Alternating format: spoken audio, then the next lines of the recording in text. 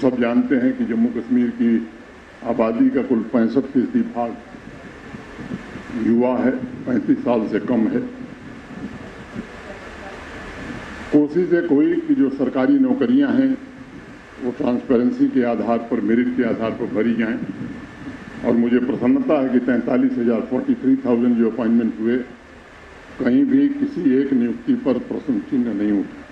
जहां प्रश्न चिन्ह उठा उस पर कठोरतम कार्रवाई की गई और युवाओं की रुचि और उनकी क्षमता के मुताबिक उन्हें एंटरप्रेन्योर बनाने के लिए back to village, my town my proud जैसे कार्यक्रम आयोजित किए, जिसमें मुख्य उद्देश्य था कि नौजवानों को चिन्हित करना, उनकी हैंड होल्डिंग करना, प्रधानमंत्री मुद्रा योजना में 10 लाख रुपए तक का ऋण बिना किसी कोलैटरल सिक्योरिटी के जेके बैंक से दिलाना। ऐसे ही बच्चियों को भी मुझे लगता है कि इस तरह आज कई बच्चियां हैं जो बहुत अच्छा कर रही हैं।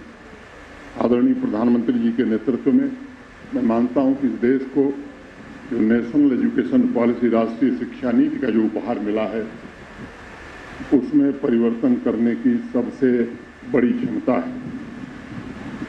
एजुकेशन सेक्टर में काफ़ी परिवर्तन हुए हैं। जम्मू कश्मीर की यूनिवर्सिटीज़ और कॉलेज मैं कह सकता हूं कि बेहतर कर रहे हैं। शिक्षण संस्थाओं और इंडस्ट्री के बीच गैप को भरने की भी कोशिश कर रहे हैं। डिज़ाइन योर ओन डिग्री, युवा स्टार्टअप अभियान, ऐसे अनेक कार्यक्रम जम्मू कश्मीर ने शुरू किए हैं, जिसका अनुसरण देश के भी लोग कर रहे हैं। कुछ वर्षों में एक बड़ा बदलाव जम्मू कश्मीर में आया है। सभी शिक्षण संस्थान अब प्रोएक्टिव होकर इंडस्ट्री की आवश्यकताओं के अनुरूप अपने करिकुलम में, अपने बच्चों की ट्रेनिंग में बदलाव कर रहे हैं। मैं मानता हूं कि ये कार्य संस्कृति बदलने लगी है और इसके कारण ही हमारा एजुकेशन सेक्टर नई ऊंचाई पर पहुंचेगा। मुझे लगता है विकसित भारत की यात्रा में जम्मू कश्मीर के लिए एक एक दिन, एक एक युवा और उसकी शक्ति बहुत अहम है। 2019 के पश्चात युवा पीढ़ी एक मजबूत जम्मू कश्मीर के निर्माण के लिए सन्नद्ध है।